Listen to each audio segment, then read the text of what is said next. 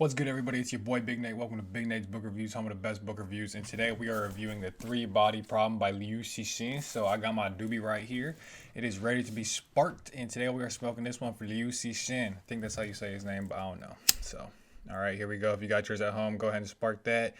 I've been grinding all day. It's 7:30. It's like about 7:30 p.m. I'm off the clock just to punch right back in. You feel me? Big Nate's Book Reviews don't stop. The grind do not stop, and yeah, that's what we're here for.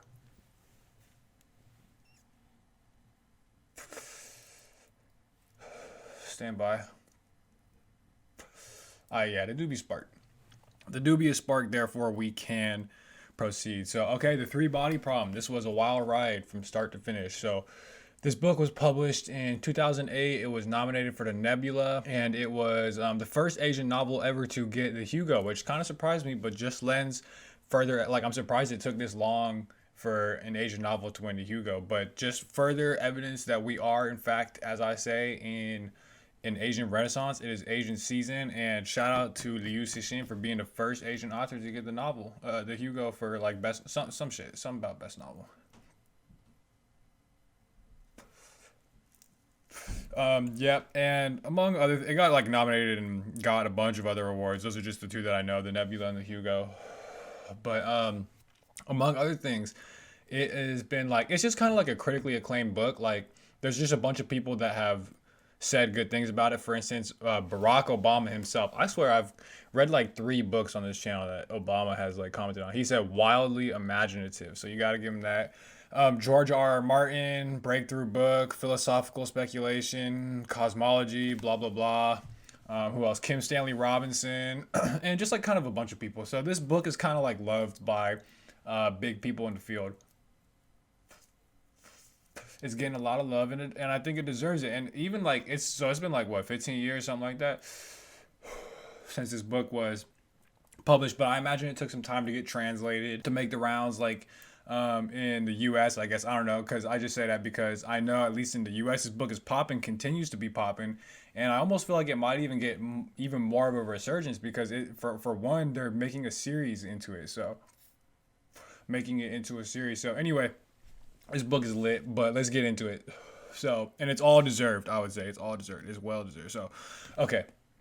Let's get to the book. Let's get to the book. So, The Three Body Problem. What is this book about? That's a good question.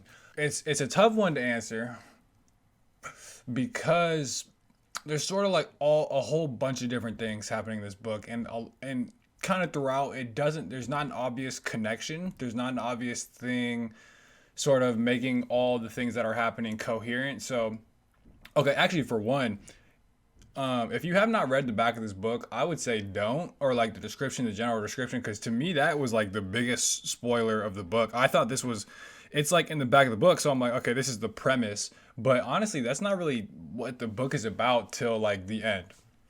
So don't even look at that shit. This is why you got to consult with Big Nate's Book Reviews, one of the best book reviews. First is because yeah, we get it cracking over here. There's no spoilers. That's mandatory that there's no spoilers. Whereas even the people who wrote the back of the book spoiled the book. So okay, I would say there's there's a few things going on, right? There's one aspect of this story which is called it's this government project called Red Coast, and let's just say this takes place in the past, like during the Chinese Cultural Revolution, and Liu Cixin's parents were actually sent to work in the mines, like literally sent to work in labor, like on some gulag shit during the Chinese Cultural Revolution. So then you can tell that was a huge influence on this book. That's a whole part of this I want to get into, but won't have time. This Chinese Cultural Revolution shit and like the history and the politics and everything of the time. But okay, so yeah, Red Coast, and it's like this giant satellite antenna basically at the end of the day that can send and transmit radio signals or radio wave, whatever satellites do. Like on the level where they can send it out to like space and shit. Doobie Spark. So yeah, there's kind of a whole arc there, a lot of cool things going on, which I won't get into here. I'm just gonna sort of submit that to you, and we're gonna go on, because another part of this is in the present day. There is sort of like, how would you put it? I'd say that there's like a breakdown of the laws of physics, where things that are like physically impossible are happening, where it's like you can have like there's particle accelerators all across the world, but you give them the same initial conditions, the same parameters, everything's the same, and they're getting different results, which does not make sense. That's like if you had calendar or was it calculators, maybe calendars too, but you feel like if you had calculators all across the world, you put in like 4 times 3 plus 2. One of them gives you 14. One of them gives you 150, and then another one's giving you 0. And one says, like you're just getting different answers all across the board, which doesn't make sense. And even more so, even within the same particle accelerator, they're still getting results. So that's like if you put the same problem in your own calculator. So the point being there, and there's a lot of other things he does to show this, like this breakdown of physics and things that are physically impossible that are happening. That was just one example of many, and I've saved the coolest definitely for you to find out for yourself if you decide to read the book, because he scales it. Let's just say he takes that shit to the next level. Let's just say that. So yes, that's one aspect of it, and sort of the third, final, and I would say like most relevant to the story. Like this is like the biggest proportion of the story. Is this this video game called 3 Body, and it is like a virtual reality video game, and you pop up in this world, and it's like this planet, this desolate planet, and human civilization exists on this planet, and oh shit, but the planet alternates between what's called stable eras, which is like it's all good, sun rises, sun sets, temperature's all good, like it's a totally habitable planet. It goes between stable eras and chaotic eras, and in chaotic eras it's like the sun is like different sizes. Sometimes it comes huge, sometimes it comes like whatever, just the closeness of it. And so okay, it'll be like scorching hot, right? This will be like a fat ass fucking sun that pulls up, and it just scorches everything, completely uninhabitable, right? And sort of like in the next instant it can go to just so cold that the lakes freeze over. And between these different like states, it's completely random and like chaotic is when it comes. Like you could have a period of cold that lasts for like 400 years just out of nowhere, and then it might get warm again, but it might be warm for like literally 2 days before it goes back. Like it's literally just completely random how this shit happens. And basically the point of the video game is to try and make scientific technological progress like under these conditions. And you have like, it's pretty cool actually, like the part of the game is like there are hundreds to make progress under these conditions and learn about their world. It takes hundreds and hundreds of iterations of entire human civilization. So like hundreds of human civilizations are rising and falling, like starting from the Stone Age and up, like that type shit, to just trying to make like be able to understand like the cosmos so that they can try and predict when a stable era comes and like progress like that, this, that, and the other. And he has, okay, just real quick, he has some cool stuff too, where it's like people get preserved for long periods of time. So he does some cool stuff with that. And yes, okay, so that's like what the video game is about. And so those all are pretty different, you know what I mean? Like those, and there's not any point really in the book where these are sort of really overlapping, and it's so, but you're kind of invested in all of them, and you have the sense that there's something lurking beneath all of this that's gonna like tie them together. There's some, like, you can't place it, there's no obvious connection, but you just get the feeling that there's like they are all connected in some way. And that is exactly what the ending does. The ending of this book, I thought it was a little out there, but to me, it was solid. It just tied up everything. Like, because the whole book is just like these moving pieces, right? These moving parts. And at the end, they just all like click right into place, and it's beautiful. And the ending has some of the best imagery of this book. And speaking of imagery, this is another thing I liked about the book. There are some crazy like ideas and like scenes that have stuck with me and will continue to stick with me, I think, for a long time, just because they're badass. And there's a lot of them. So some of the coolest I'm not even gonna mention, but I'll give you some good ones. So for one, this is like a little cutesy one. It's like this dude, he does work on like nanotechnology. So he's created this material, like this nanomaterial that's 1/100th of like a human hair, 1/100th the thickness of a human hair. But if you like strung it up on the freeway and drove a tow truck through it, it would slice that bitch in half. So it's like this ultra strong material, and they do some cool stuff with that. Let's just say they do some cool stuff. And yeah, so that's like one little thing. Another fun one was like in the 3 Body video game, he's like looking out on the horizon, because there's a lot of sort of like good here. I'll just say the example. he's looking out at the horizon and it's like glowing, and then the horizon starts like curving upwards, and he's like, oh, that's like weird. And then he realizes, like, from one end of his visual field to the other end, there is like this massive sun just like rising slow because it's so fucking like huge. And it's insane. That scene is crazy, and he's talking about how you can see like the swirling eddies of fire on the surface.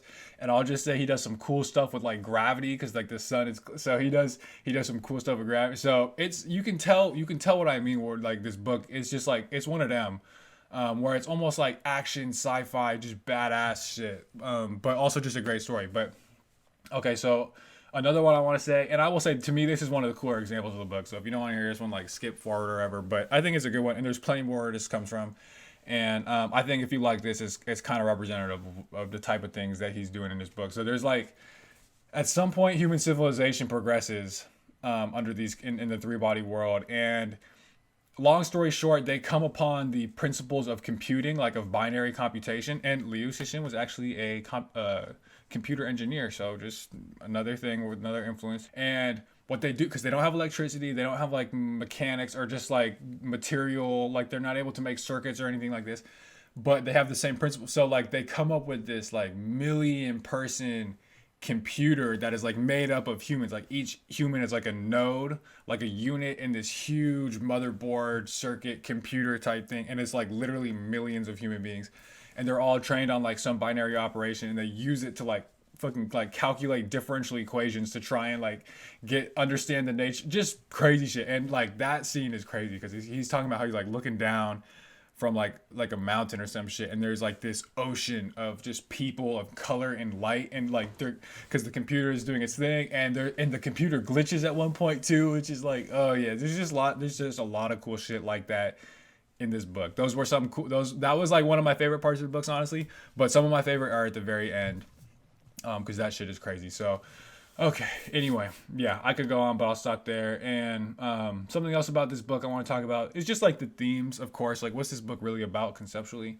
For one, it's like sort of like the frailty of our understanding of physics. Just like the fact that shit's on thin ice, bro. Like we think we understand, like we can send people to the moon, we can come up with quantum computer, we can do all these crazy shit. So like we think we run this shit, but honestly we know nothing. There's nothing why are we not in a stable era right now that's soon to get the party crashed by a chaotic era? He talks about stuff like that. And even honestly, as I get it, like quantum mechanics, like the discovery of that was completely inconsistent with and incompatible with like classical physics, like Newtonian physics, whatever.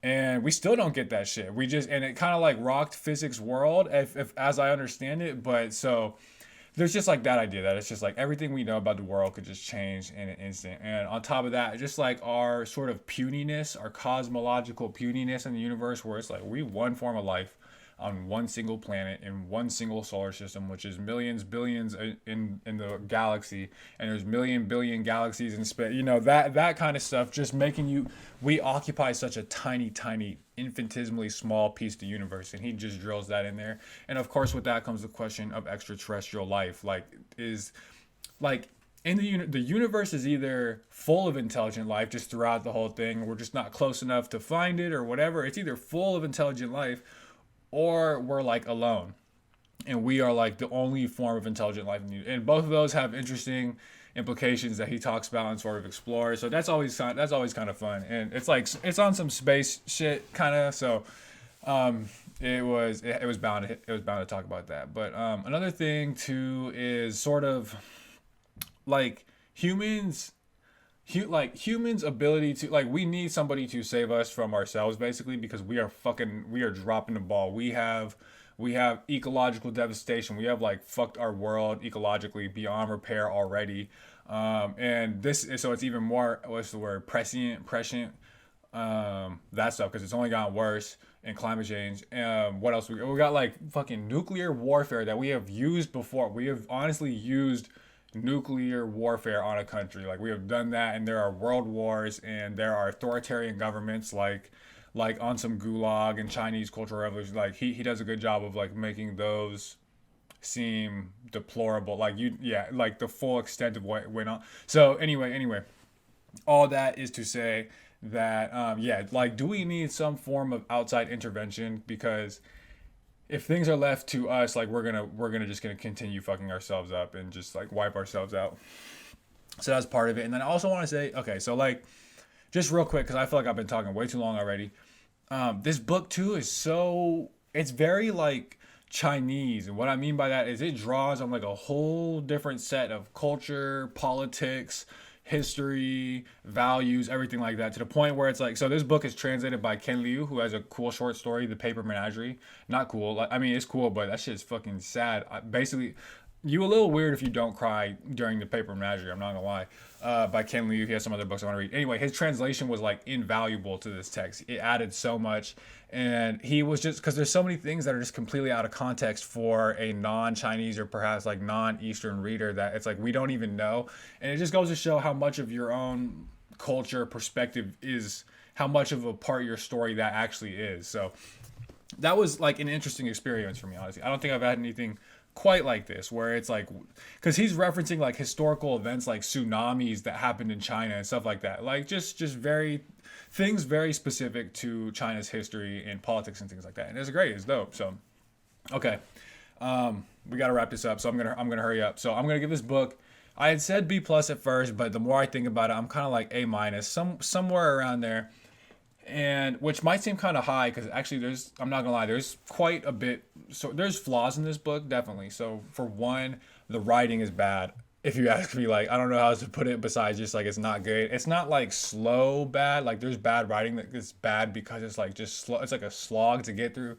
That's not this. It's very readable, but it's just like, it's just sort of like, it reads like a rough draft. Like, it's kind of just like mediocre, it's cliche, it's just like it's just not very good. And he does a lot of like telling you things instead of showing you things. So there's that. But another thing too, and I actually have not even decided if this is like a critique, because I was gonna say that the characters in this book are, there's like no character development. They're pretty static, sort of shallow, very one note. Again, kind of cliche. Like, the characters are just sort of there to move the plot along. But you know what? That's okay with me, because at the same time, it's like, that's, the book isn't about the character. The whole, this is a plot driven book. This is like the feature of those books, is it's all about the story and the ideas in it. The people are just sort of secondary. So because it could be the case that if he spent time developing characters, that I would just be like, what are you doing right now? Like, this is the last thing I'm trying to read when XYZ is happening. Like, I'm not trying to get this motherfucker's backstory, like that kind of thing. So I don't even know if that's a critique, but just something to know. And ultimately, I'm just gonna land on, I will say like an A minus, you know, more or less, something like that. But okay, we are well over time. So anyway, thank you for watching Big Nate's Book Reviews. Obviously, home of the best book reviews, and obviously hit that like, subscribe, and drop that comment.